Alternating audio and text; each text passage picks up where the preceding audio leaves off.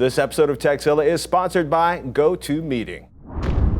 Speaking of GoToMeeting, our buddy Darren Kitchen of Hack 5 fame is getting ready to hack across America again. He's actually hacking across America right now, joining us via GoToMeeting to talk about the backcountry tech he found at the Overland Expo. Darren! Hey, Patrick! Oh my God, it is so good to see you. It's exciting. Tell us about Hack Across America 2. Okay, It's so bigger this time. It is. Last time I did it on a motorcycle for 30 days one-way west, and that brought me to the Bay Area, and I love it. 3 years later, I really miss the open road. So let me tell you, for the next 6 months, I'm traveling all across North America, visiting hacker spaces and other places of geek interest, and really just sharing the technolust, as you will. And yeah, it's going to be really good. This is, I was kind of giggling because your GoToMeeting screen popped up, and I'm like, I know you're in a Dodge Sprinter. I've been inside the Dodge Sprinter. We've talked about, and I should probably look at everyone in the audience, not just you. But you get really serious with the Sprinter. It's starting to look like you're inside the International Space Station right now. You know, you've got. Yeah, it's actually zero gravity here too. The funniest thing, what happens inside of a Sprinter. I can see the fantastic fans on the back. Probably not good for the core audience for either one of us, unless they're building an Airstream or a van out. You have a pile of solar panels on top of there. What's going on with the tech inside the Sprinter right now? Okay, so the thing is, to launch this Hack Across America tour, I figured I would go to a place with really good energy as far as adventurers are concerned, given that I'm going on a big adventure. So I went to this place called the Overland Expo outside of Flagstaff, Arizona. It was so much fun. And I actually found some really cool tech there, and I'm using some of it in this van now. I found 2 different awesome solar companies, and I'm using a technology that one of them distributes called monocrystalline. And it's basically a rigid cell. I have 2 giant panels on the roof that provide me with about 280 watts of power. Nice. That go into a charge controller, 4, glass mat battery packs, and then that just runs everything in the van, the refrigerator, the microwave, you name it. Sweet. So what did you see? Amorphous Solar, was that one of the products you saw at Overland Expo? Power Film. Yes. So Solar Film is a company that does amorphous solar panels there. And the difference than what you're probably typically used to with solar panels is that amorphous allows the panel to actually flex a little bit, which is pretty cool. It doesn't have the same kind of efficiency that you come to expect with those big, rigid, panels Sure. like polycrystalline and monocrystalline. However, it's somewhere around 5% versus those around 15%. But just the ability to kind of basically take a canvas and throw it over like a tarp over an awning or something like that, or being able to roll it up and then roll it out over your roof when you get into the outback is a pretty cool thing. So we've seen Goal Zero. I mean, it's kind of funny. Goal Zero, they want to kind of take over the whether you're camping or whether you're dealing with an emergency and you need sort of a portable power station. Goal Zero is really, well, they're a solar company, and they're kind of showing up all over the place. And we should take a moment to explain. The Overland Expo is about people who like to take long road trips to nowhere. I call them road trips. The larger movement, usually, all too often involving people with really, really, really overpriced English 4x4s, is basically learn the best way to travel in the backcountry and get back safely in one piece and to be comfortable while you're there. So, side explanation of Overland Expo and Overland Magazine, great read by the way. Goal Zero, what were they showing off at Overland Expo? Well, Goal Zero was showing off their product line of basically really simple solar systems. So I did the DIY system where I bought a panel from one company, I bought my conduit and my wiring from another, I bought batteries, I bought charge controllers, I bought inverters, all of these different things. And then, it's like, okay, so the red wire connects to the red wire on that one, but the black wire connects to the red wire on this one. And so what they have and this charge controller is too big for my Sprinter, so I'm going to sell it to Patrick for his Airstream. You can have it, dude. But check this out.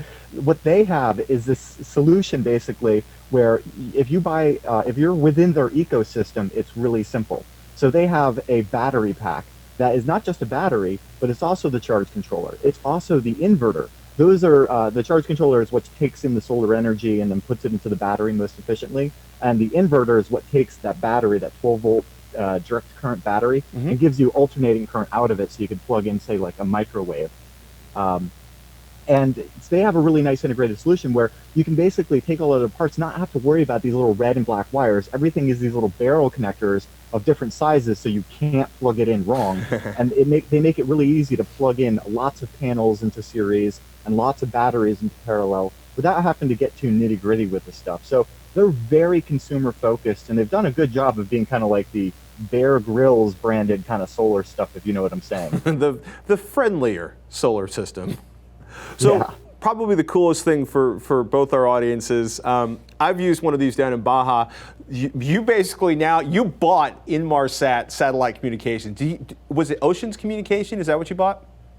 So Oceans Communications is one of the providers. There's many of these different places. Basically, let me start at the top. Or when I say the top, I'm talking high altitude, because there are two major global satellite voice and data providers. There's Iridium, which was launched in 1998 and had a whole bunch of fun trouble with bankruptcies and whatnot. And then there was Inmarsat, which actually started as a part of a UN agency for maritime communications, and they launched their own satellites, and they now have a service called BGAN, or Broadband Global Area Network. So if you think about like your WAN as a wide area network, this is a GAN, so it's pretty big.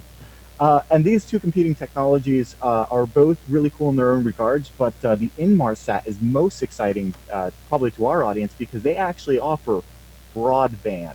And I say that with air quotes because the top speed is really 490 kilobits per second.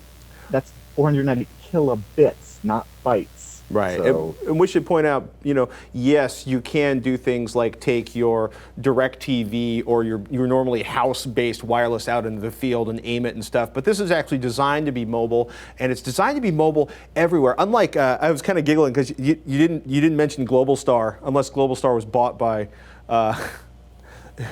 Iridium, but it's kind of funny. Is that the box? Is that the actual receiver? yeah.